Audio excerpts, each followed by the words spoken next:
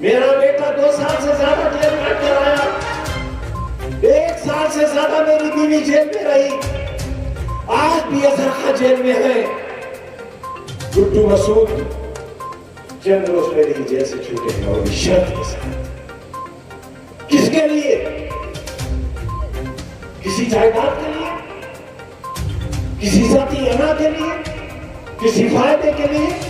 हाँ, एक गुनाह है, वो अजीम गुनाह है, उसकी सजा मिली तुम्हारे हाथों और तुम्हारे बच्चों के हाथों में कलम दे देने की। उत्तर प्रदेश के जनपद रामपुर में लोकसभा की सीट को लेकर उपचुनाव हो रहा है।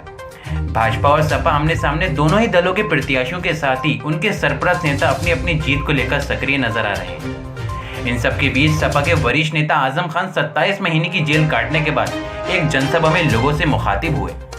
आजम खान को सुनने के लिए लोग किले के मैदान में एकत्र हुए। हालांकि ये बात अलग है कि आजम खान के अल्फाजों में जरूर धार थी, लेकिन उनकी दमदार कहलाने वाली आवाज जरूर धीमी थी। इन सब के बीच आजम खान ने जनता को संबोधित करते हुए अपना सियासी भाषण दिया, पार्टी प्रत्याशी के लिए वोट मांगे और कहीं ना कहीं भाजपा सरकारों पर हमलावर भी नजर आए। आजम खान ने जहां सपा प्रत्याशी को अपने दिल का टुकड़ा बताया, तो पैगंबर हजरत मोहम्मद साहब की शान में गुस्ताखी करने वालों को बदनसीब बताया। वह यहीं पर नहीं रुके, उन्होंने 27 महीने जेल में बिताने का भी जिक्र किया और बाबरी मस्जिद से लेकर हिंदू देवी देवताओं की इज्जत करने तक का जिक्र किया। और क्या कुछ कहा आजम खान ने, आइए दिखाते हैं आपको।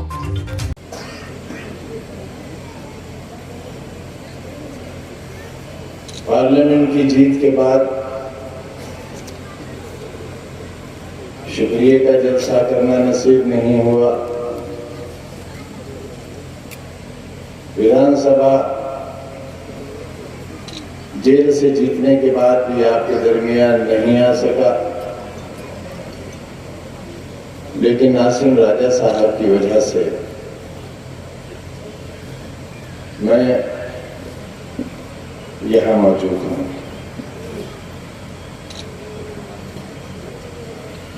गुजरे दिन और गुजरे दिनों की यादें न मैं सुना सकूंगा और न आप सुन सकेंगे। वो ख्वाब नहीं था, वो हकीकत थी। वो दर्द नहीं था, वो जख्म था। वो जख्म नहीं था, वो नासूर था। क्यों? इसलिए कि जमहूरियत दम तोड़ रही थी। हिंदुस्तान में रहने वाले करोड़ों लोग जो दस्तूर हिंद की पासदारी करते हैं, संविधान से वफा करते हैं, उससे मोहब्बत करते हैं और उसे बाकी देखना चाहते हैं, उनके सामने एक मायूस हिंदुस्तान खड़ा था। सैकड़ों और हजारों साल की तारीख जिसमें कमजोर दबे कुचले सिर्फ दबाए गए और कुचले गए। एक लाठी वाले ने और बहुत मामूली कपड़ा तन पर पहनने वाले ने सैकड़ों साल की गुलामी के हिंदुस्तान को आजादी में बदल दिया। लेकिन हम न उसकी हिफाजत कर सके, न उसके ख्यालात की हिफाजत कर सके। हम अपनी आवाज से नारा तो देते रहे कि बापू हम शर्मिंदा हैं, तेरे कातिल जिंदा हैं, लेकिन तैयारी नहीं की हमने समझौते हुए। हम भी कर सकते थे, आज भी कर सकते हैं। एक रात 1 सदी के बराबर गुजारी है।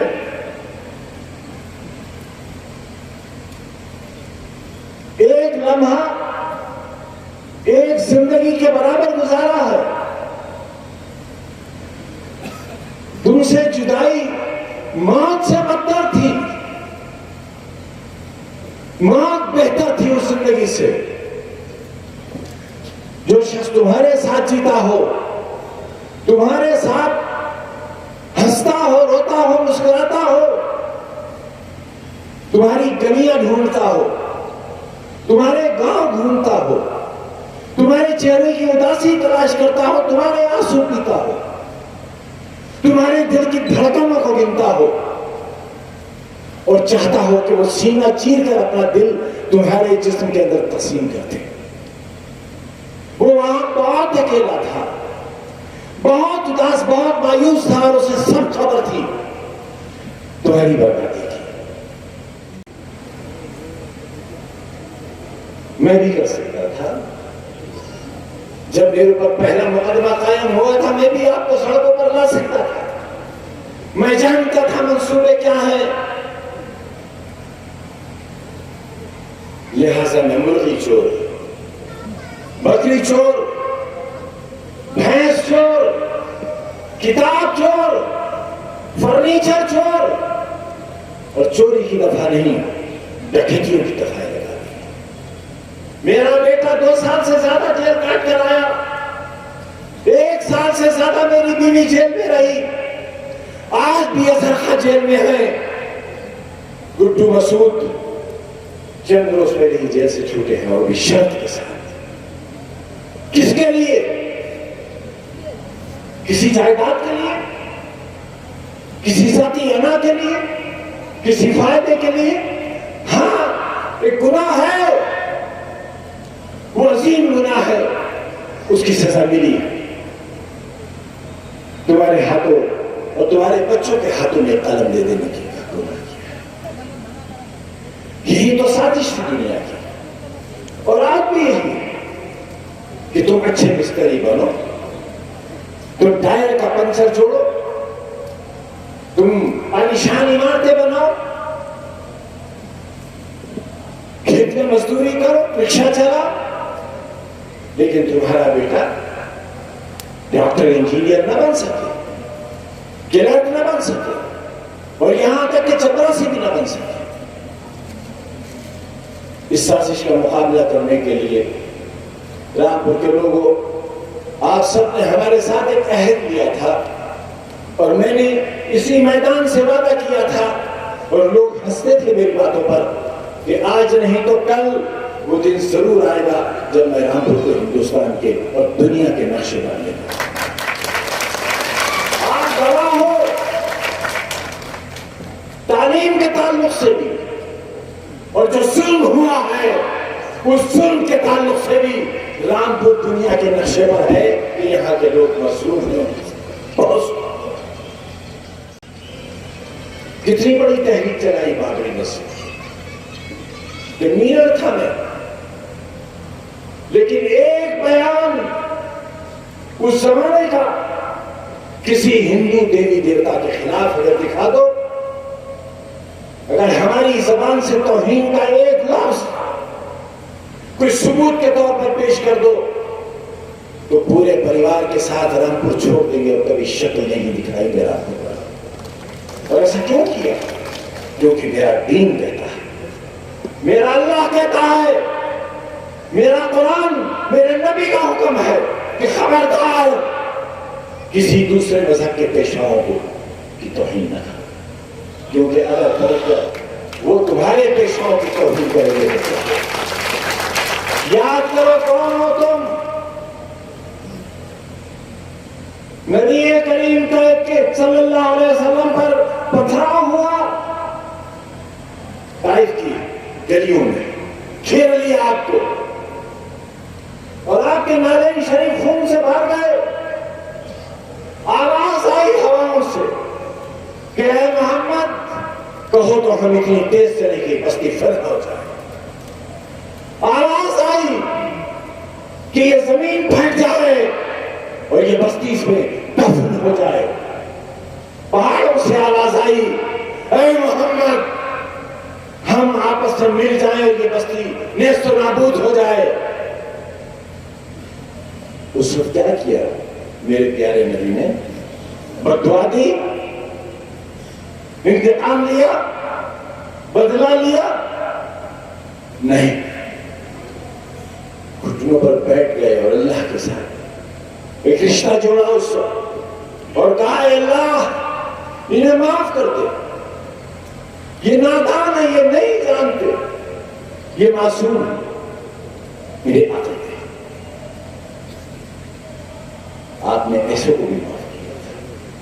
और फिर तारीख ये लिखती है कि जिस रफ्तार से हुजूर के वफात के बाद, आपके पर्दा कर जाने के बाद मक्का और मदीना की गलियों में लोग रोते हुए घूम रहे थे और कहते थे आज खत्म हो गया इस्लाम, दीन खत्म हो गया क्योंकि मोहम्मद चले गए। लेकिन ऐसा नहीं हुआ। आपके जाने के बाद तारीखदां ये लिखते हैं कि जिस रफ्तार से घोड़े दौड़ते थे उस रफ्तार से हक का पैगाम आगे बढ़ता था। मेरे प्यारे नबी के खिलाफ, उनकी तौहीन करने वाले के खिलाफ या उन अल्फाज को जो हुजूर की शान में गुस्ताखाना कहे गए उनको दोहराना भी गुनाह है। उन अल्फाज की वापसी अपनी जबान से अदा करना गुनाह है।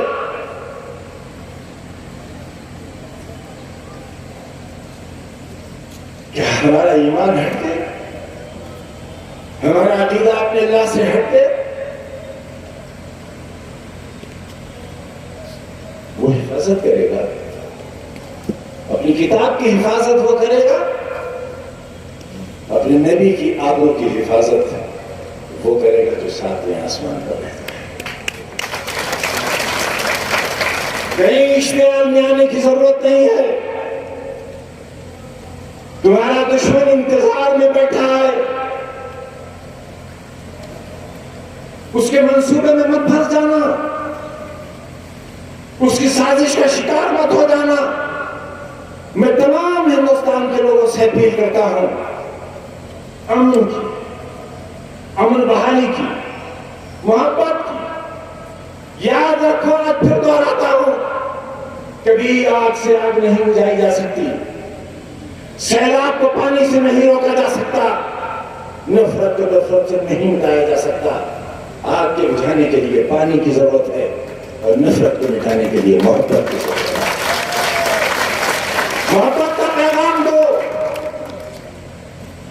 तुम्हारे मोहब्बत के पैगाम से न जाने कितनी तब्दीलियां आई हैं दुनिया में और न जाने कितने बदलाव आएंगे।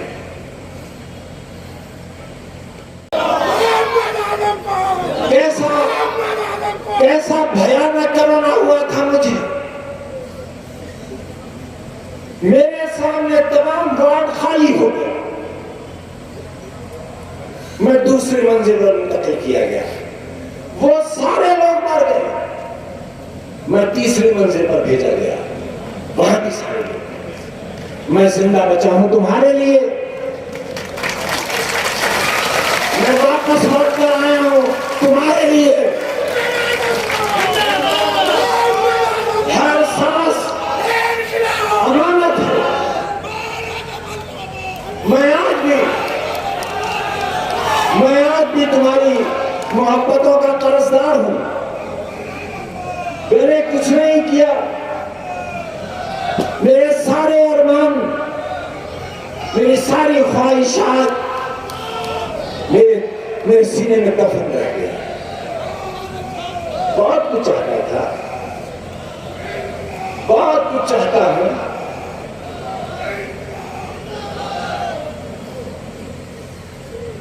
लेकिन मेरी ये सेहत की कमजोरी बहुत दिन नहीं रहेगी। मुझे मारने का पूरा मंसूबा था। हाँ, मुझे कत्ल नहीं करना चाहते थे क्योंकि कत्ल का इल्जाम नहीं लेना चाहते थे, लेकिन कोई कसर नहीं रही थी मुझे मारने में। मुझे, मेरे बच्चे को, मेरी बीवी को सीतापुर जेल, पूरे हिंदुस्तान में सुसाइडल जेल के नाम से जानी जाती है, वहां लोग खुदकुशी बहुत करते हैं। कहीं और भी भेज सकते थे, लेकिन तीनों को सीतापुर भेजा कि जो इन तीनों में सबसे कमजोर होगा वो पहले अपनी जान देगा, और जब वो जान देगा तो उसके लिए दूसरा जान देगा, और जब 2 जान दे चुके होंगे तो तीसरा जान देगा, और 3 जनाजे सीधा तो जेल से बाहर निकलेंगे। ये था मंसूबा। हुजूर की शान में गुस्ताखी करने वाला बदनसीब है, बहुत बदनसीब है। उस बदनसीब का साथ मत दो और उसके जुमलों को दोहराओ मत। जो बदनसीब है उसको उसके नसीब पर छोड़ दो, उसे उसके हाल पर छोड़ दो। दुनिया का कोई तानाशाह नहीं बचा। याद करती है तारीख उन लोगों को, और याद करेगी जब तक दुनिया रहेगी, लेकिन तानाशाह के नाम से, उस नाम से याद नहीं रखेगी कि जमीन पर अल्लाह ने एक ऐसा इंसान भी भेजा था जिसके वजू की एक बूंद भी जमीन पर नहीं गिरी थी। एक ऐसा इंसान भी जमीन पर आया था, उसे रसूल कहा, उसे नबी कहा। उसकी शान में तो कोई गुस्ताखी कर ही नहीं सकता। उसकी शान तो इतनी बड़ी है कि शान का लफ्ज बहुत छोटा है। जिससे अल्लाह इश्क करता हो, जिससे अल्लाह मोहब्बत करता हो, फिर किसी की नफरत से किसी पर कोई असर नहीं पड़ता।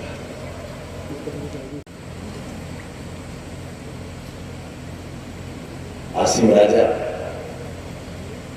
मेरे दिल का टुकड़ा है।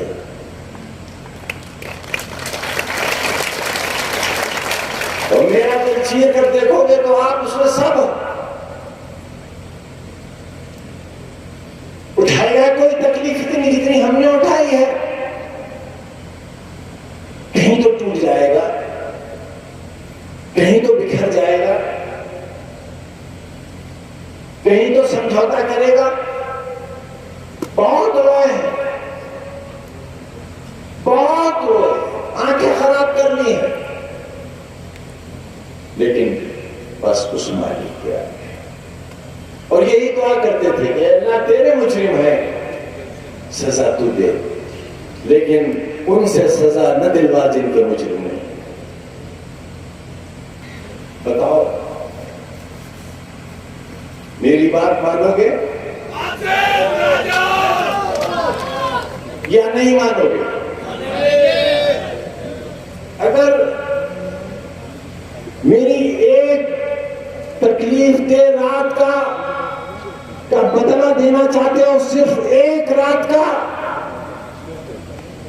27 महीनों की एक रात के दुखों का अगर बदला देना चाहते हो, तो 23 तारीख को कोई अपने घर में बैठना मत।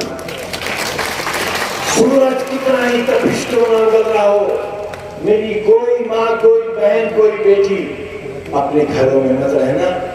आसिम राजा की फतह, हक की फतह।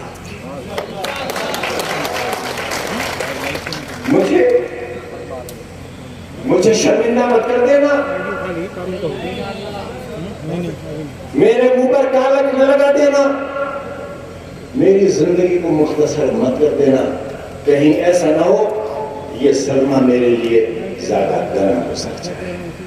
इसलिए मैं आसिम राजा के लिए वोट मांगने के लिए हाथ फैलाने आया हूं। बहुत बहुत